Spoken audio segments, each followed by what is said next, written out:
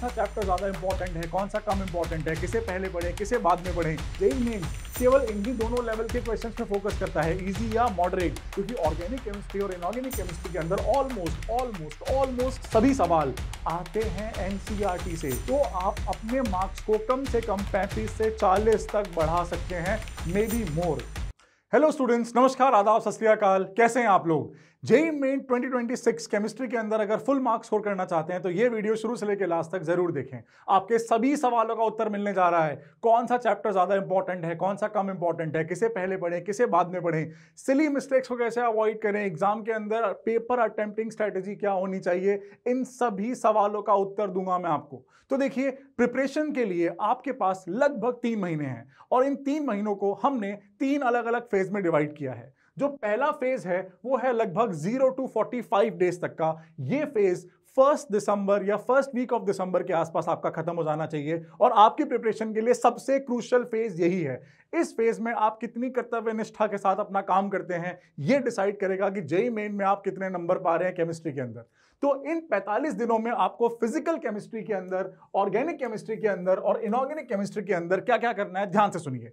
Physical chemistry के अंदर आपको ट्राई करने हैं सारे के सारे फॉर्मूला बेस्ड क्वेश्चंस। तो एक बार नोट्स पढ़िए, नोट्स छानिए, नोट्स के अंदर जितने भी फॉर्मूले आपके टीचर ने आपको लिखवाए हैं उन सभी फॉर्मूलेस को निकालिए। उन सभी फॉर्मूलेस के ऊपर इजी से मॉडरेट लेवल तक के जितने भी क्वेश्चंस हैं उन सभी क्वेश्चंस को फटाफट से कर डालिए, क्योंकि जेईई मेंस केवल इन्हीं दोनों लेवल के क्वेश्चंस पे फोकस करता है, इजी या मॉडरेट, जिसमें या तो फॉर्मूला सीधे सीधे अप्लाई हो रहा हो या हल्के से ट्विस्ट के साथ अप्लाई हो रहा हो। बहुत हार्ड क्वेश्चंस पे जेईई मेंस का फोकस नहीं रहता।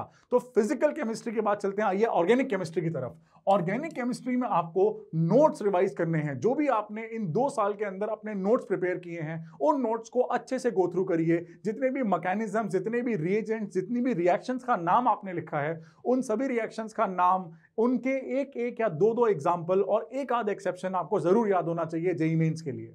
उसके साथ साथ आपको जो बहुत इंपॉर्टेंट पार्ट करना है वो है एनसीईआरटी। देखिए, मैंने कितनी बार गोला लगाया एनसीईआरटी के ऊपर, और वो इसलिए क्योंकि ऑर्गेनिक केमिस्ट्री और इनऑर्गेनिक केमिस्ट्री के अंदर ऑलमोस्ट सभी सवाल आते हैं एनसीईआरटी से। तो अगर आपने एनसीईआरटी को अच्छे से गो थ्रू किया है तो इन सवालों के गलत होने का कोई प्रश्न ही नहीं उठता। आप ये सभी सवाल बड़ी सुगमता के साथ हल कर पाएंगे।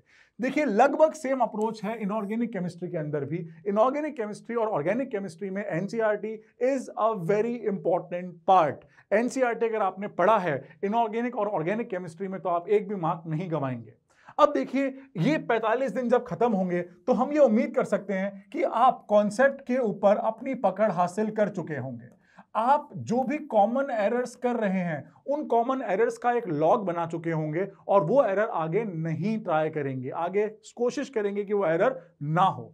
इन 45 दिनों के खत्म होने के बाद देखिए, second crucial phase of your preparation starts, that is from second week of December to last week of December. तो मोटा मोटा स्पीकिंग अगर हम देखें तो इसके अंदर 20 से 21 दिन है आपके पास। ये 20 से 21 दिन आपको यूटिलाइज करने हैं in solving previous year JEE Mains questions. अब देखिए, कितने साल के जेईई मेंस क्वेश्चन चालू करें, 10 साल, 15 साल, 20 साल, बिल्कुल नहीं। आपको कोशिश करना है कि आप 2019 से लेकर 2024 तक के जितने भी प्रीवियस ईयर जेईई मेंस के क्वेश्चंस हैं वो क्वेश्चंस आपके पास अवेलेबल हो सकते हैं। उन क्वेश्चंस को आप जरूर सॉल्व करें। ये क्वेश्चन आपको बताएंगे कि जो आपने इन 45 दिनों के अंदर कॉन्सेप्ट्स टच किए हैं, फॉर्मूले टच किए हैं, उनके अंदर कौन कौन से फॉर्मूलेज स्ट्रॉन्ग रह गए हैं और कौन कौन से फॉर्मूलेज वीक रह गए हैं। देखिए, ये जो ड्यूरेशन है ये ड्यूरेशन अपने आप को जज करने का नहीं है कि मैं बेकार हूं पढ़ने में या मैं अच्छा हूं पढ़ने में। इस ड्यूरेशन में आपको केवल ये चेक करना है कि कौन सा टॉपिक आपका स्ट्रांग है और किस टॉपिक के अंदर आपको अभी भी रिवाइज करने की आवश्यकता है। एक बार क्विकली आप उन टॉपिक्स को रिवाइज करें और उन टॉपिक्स को रिवाइज करने के बाद प्रीवियस ईयर जेईई मेंस में उन क्वेश्चंस को दोबारा अटेम्प्ट करें। तो 2 फेज में आप उन क्वेश्चंस को अटेम्प्ट करें और ये पता लगाएं कि आपने उन कॉन्सेप्ट्स के ऊपर कितनी पकड़ हासिल कर ली है। अब देखिए, मैं जानता हूं आपके दिमाग में क्या चल रहा है कि यहां पर मैंने 2024 पे एंड किया, 2025 को इंक्लूड नहीं किया।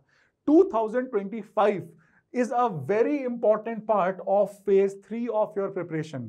फेज 3 ऑफ योर प्रिपरेशन में अगर आपने फोकस रखा तो आप अपने मार्क्स को कम से कम 35 से 40 तक बढ़ा सकते हैं, मे बी मोर। देखिए बहुत दफा मैंने बच्चों के साथ ये देखा है कि प्रिपरेशन बहुत अच्छी चल रही है, क्वेश्चन प्रैक्टिस बहुत अच्छी चल रही है, एनसीईआरटी भी पढ़ रहे हैं और लास्ट में जेईई मेंस में एकदम फ्लॉप हो जाते हैं। और इसका उल्टा भी देखा है कि उन्होंने क्वेश्चन प्रैक्टिस अच्छे से करी, एनसीईआरटी अच्छे से करी और फेज 3 पे बहुत ज्यादा फोकस किया। फेज 3 आपके लिए होगा जेईई मेंस 2025 के पेपर सॉल्व करने का। ये फेज, ये ड्यूरेशन आपके लिए इसलिए इंपॉर्टेंट है क्योंकि 2025 के पेपर आप एग्जाम फॉर्मेट में सॉल्व करेंगे। 2025 के पेपर आपको ये बताएंगे कि आप उन पेपर्स में कितने मार्क्स स्कोर कर सकते हैं। टिपिकली पहले 4 से 5 पेपर्स में आप उतने ही मार्क्स स्कोर कर पाएंगे जितने आपने मॉक टेस्ट के अंदर किए हैं। बट अगर आप अपने एरर को आइडेंटिफाई कर पाएं, अगर आप अपने पेपर को एनालाइज कर पाएं करने के बाद में, तो 4 या 5 पेपर बाद आपके मार्क्स स्टडीली बढ़ने चालू होंगे क्योंकि आप इस बात को बहुत अच्छे से जान चुके होंगे कि जेईई मेन का पेपर अब तक के मॉक टेस्ट के सभी पेपर्स के मुकाबले बहुत आसान आता है। देखिए आप सब लोगों ने हाथी के बच्चे की कहानी सुनी है। वो हाथी का बच्चा जब वो छोटा था, सर्कस के बाहर उसे एक रस्सी से खूंटे से बांध दिया गया और छोटे में जब वो कमजोर था वो उस रस्सी को तुड़ा नहीं पाता था। धीरे धीरे हाथी का बच्चा बड़ा हुआ पर वो उस रस्सी को देखता हुआ बड़ा हुआ और जब बड़ा हुआ उस रस्सी को तोड़ने लायक बल उसके अंदर आया, तब भी मानसिक रूप से वो उस रस्सी से बंधा हुआ था। ठीक ऐसा ही होता है आपके मॉक टेस्ट्स के दौरान भी। आप मॉक टेस्ट्स में स्कोर लगभग थोड़ा कम कर पाते हैं और आपको लगता है कि जेईई मेंस में भी आप उतना ही स्कोर कर पाएंगे, जो कि एक गलत धारणा है। उस गलत धारणा को तोड़ने के लिए फेज 3 एक बहुत इंपॉर्टेंट फेज है। इस फेज 3 में आपको जेईई मेन 2025 के सभी पेपर लगाने हैं इन 2 डिफरेंट अटेम्प्ट्स। आपको सुबह और आफ्टरनून जो जेईई के अटेम्प्ट होंगे एग्जैक्टली उसी को मिमिक करना है। आपको मॉर्निंग शिफ्ट और आफ्टरनून शिफ्ट देनी है और आपको एकदम रिलीजियसली इन पेपर्स को सॉल्व करना है और सॉल्व करने के बाद एनालाइज करना है। 2025 जेईई मेंस के अंदर कुछ चैप्टर्स के अंदर सवाल ज्यादा पूछे गए as compare to other chapters. आइए एक नजर डालते हैं, स्टेप बाय स्टेप ब्रेक करते हैं कि कौन कौन से थे वो 19 चैप्टर्स जिन्हें अगर आप पहले कर पाएं तो आप 76 मार्क्स बहुत आराम से हासिल कर सकते हैं जेईई मेंस में। 100 में से 76 मार्क्स लास्ट ईयर बहुत आसानी से हासिल किए जा सकते थे। आइए एनालाइज करते हैं ऑर्गेनिक केमिस्ट्री को। पहले ऑर्गेनिक केमिस्ट्री में अगर आप अपनी स्क्रीन पर नजर डालेंगे तो आपको सारे चैप्टर्स दिखाई देंगे जो कि आप जानते हैं। जो आप नहीं जानते या जो आपको जानना है वो है कि इनमें से कौन कौन से हैं वो चैप्टर्स जिनसे ज्यादा सवाल पूछे गए हैं। देखिए अगर आप ध्यान दें तो 22 सवाल, 21 सवाल, 23 सवाल, 24 सवाल, 18 सवाल, 19 सवाल, 14 सवाल पूछे गए हैं इन चैप्टर से जिन्हें हमने हाईलाइट किया है। और आप देखिए बहुत ज्यादा टफ सवाल नहीं पूछे हैं। अगर मैं बायोमोलिक्यूल्स का एग्जांपल लूं तो बायोमोलिक्यूल्स में आपसे पूछ लिया एसेंशियल अमीनो एसिड्स कौन से हैं। कार्बोहाइड्रेट का स्ट्रक्चर देके आपसे पूछ लिया कि डी की एल फॉर्म बताइए। इस कदर आसान सवाल पूछे गए हैं, इसलिए हमने आपसे बोला था नोट्स को बहुत अच्छे से रिवाइज करिए अगर आपको क्वेश्चन सॉल्व करने हैं। आपको बहुत हाई फाई जाने की आवश्यकता नहीं है। आप नोट्स को अच्छे से रिवाइज करिए, आप नोट्स में कराए गए क्वेश्चंस को अच्छे से रिवाइज करिए। आप इन सभी क्वेश्चंस को बहुत आराम से सॉल्व कर पाएंगे जेईई मेंस के अंदर। ऑर्गेनिक के बाद आइए एक नजर डालते हैं फिजिकल केमिस्ट्री के ऊपर। फिजिकल केमिस्ट्री में देखिए ये टॉपिक्स बहुत ज्यादा इंपॉर्टेंस रखते हैं। अगर आप थर्मोडायनेमिक्स एंड थर्मोकेमिस्ट्री की तरफ देखें तो करीब करीब 30 सवाल पूछे गए हैं। और जी हाँ, ये वही चैप्टर है थर्मोडायनेमिक्स का जो फिजिक्स में भी आपने पढ़ा है। तो अगर आप थोड़ा सा इंटेलिजेंटली पढ़ेंगे तो आप फिजिक्स और केमिस्ट्री के अंदर म्यूचुअल ओवरलैप को ध्यान में रखते हुए एक चैप्टर से 2 जगह फायदा उठा सकते हैं, ये बात तय है। इलेक्ट्रोकेमिस्ट्री देखिए अनदर एक ऐसा चैप्टर है जिससे ऑफन बच्चे डरते हैं, पर 25 सवाल पूछे गए हैं। और कैसे सवाल? बहुत आसान सवाल। आपको 2 E0 वैल्यूज देके E0 सेल पूछ लिया क्या होता है, आपको 2 E0 वैल्यूज देके ये पूछ लिया कि कौन सा ज्यादा अच्छा रिड्यूसिंग एजेंट है। नर्स्ट इक्वेशन का सिंपल एप्लीकेशन आपसे पूछ लिया।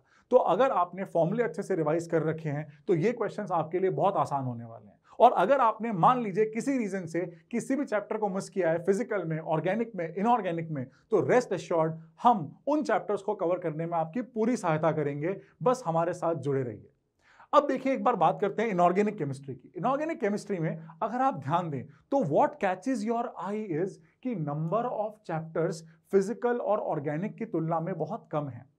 और यही पैटर्न लास्ट ईयर देखा भी गया था। अगर मान लेते हैं 90 सवाल आए फिजिकल केमिस्ट्री से तो 90 ही सवाल आए ऑर्गेनिक केमिस्ट्री से, पर लगभग 65 to 70 क्वेश्चंस पूछे गए इनऑर्गेनिक केमिस्ट्री से। पर इसका ये कतई मतलब नहीं है कि आप इनऑर्गेनिक केमिस्ट्री पे कम फोकस करें। Inorganic chemistry on the other hand will play a very critical role in deciding कि आपको फिजिकल सॉल्व करने के लिए, ऑर्गेनिक के मैकेनिज्म बेस्ड क्वेश्चंस को सॉल्व करने के लिए, फिजिक्स और मैथ्स को सॉल्व करने के लिए कितना समय मिलेगा। तो इनऑर्गेनिक केमिस्ट्री पे आपको विशेष ध्यान रखना है और खासकर देखिए इन चैप्टर्स के ऊपर। ये 4 चैप्टर्स सवाल ज्यादा पूछे गए हैं, इसलिए इंपॉर्टेंट हैं।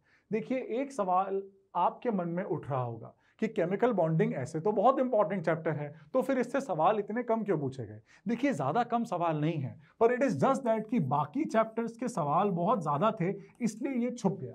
पर केमिकल बॉन्डिंग एक बहुत बहुत बहुत इंपॉर्टेंट चैप्टर है अगर आपको इनऑर्गेनिक केमिस्ट्री समझनी है तो देखिए ये तो बात हुई उन 19 चैप्टर्स की जिनके अंदर से क्वेश्चंस ज्यादा पूछे गए हैं, जिनको एक बार पढ़ के आप 76 मार्क्स तो कम से कम हासिल कर ही सकते हैं।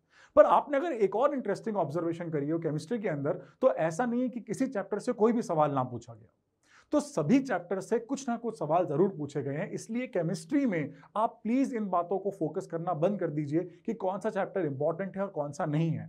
आप ये जरूर फोकस कर सकते हैं कौन सा ज्यादा इंपॉर्टेंट है, कौन सा कम इंपॉर्टेंट है, मैं किसे पहले पढ़ूं और मैं किसे बाद में पढ़ूं। पर अगर आप पूरे मार्क्स स्कोर करना चाहते हैं तो आपको पूरे चैप्टर्स पढ़ने की आवश्यकता है। और जैसा मैंने पहले कहा, अगर आपने किसी रीजन से किसी चैप्टर को मिस कर दिया है तो हम आपको उस चैप्टर में पूरी हेल्प करेंगे before your JEE Mains 2026 January attempt. Don't worry about it. आइए वीडियो के लास्ट टॉपिक को टच करते हैं, which is time management in the paper. अगर हम टाइम मैनेजमेंट की बात करें तो केमिस्ट्री को आपको 45 मिनट का समय देना है लगभग। इन 45 मिनट के समय में से 20 मिनट का समय खा जाएगा फिजिकल केमिस्ट्री, क्योंकि उसके अंदर आपको थोड़ा बहुत सॉल्व करना पड़ेगा, हल्की बहुत कैलकुलेशंस लगानी पड़ेंगी। पर रिमेनिंग 25 मिनट्स का टाइम आप दे सकते हैं इनऑर्गेनिक और ऑर्गेनिक को, और यह समय आपके लिए पर्याप्त होगा अगर आपने एनसीईआरटी को बहुत अच्छे से पढ़ रखा है। एक लास्ट सजेशन मेरा एनसीईआरटी के लिए ये है कि अगर आपने एनसीईआरटी नहीं पढ़ रखी तो एनसीईआरटी की वेबसाइट पर ही आपको एनसीईआरटी एग्जाम्पलर जरूर मिल जाएगा, जिसे आप डाउनलोड कर लें। एनसीईआरटी एग्जाम्पलर के अंदर एनसीईआरटी को क्वेश्चनाइज्ड फॉर्मेट में आपके सामने पेश किया गया है। तो for some reason if you can not read NCERT, you must go through NCERT exemplar. अगर आपने इतना कर लिया तो यकीन मानिए केमिस्ट्री के अंदर पूरे मार्क्स सिर्फ आपके। All the best.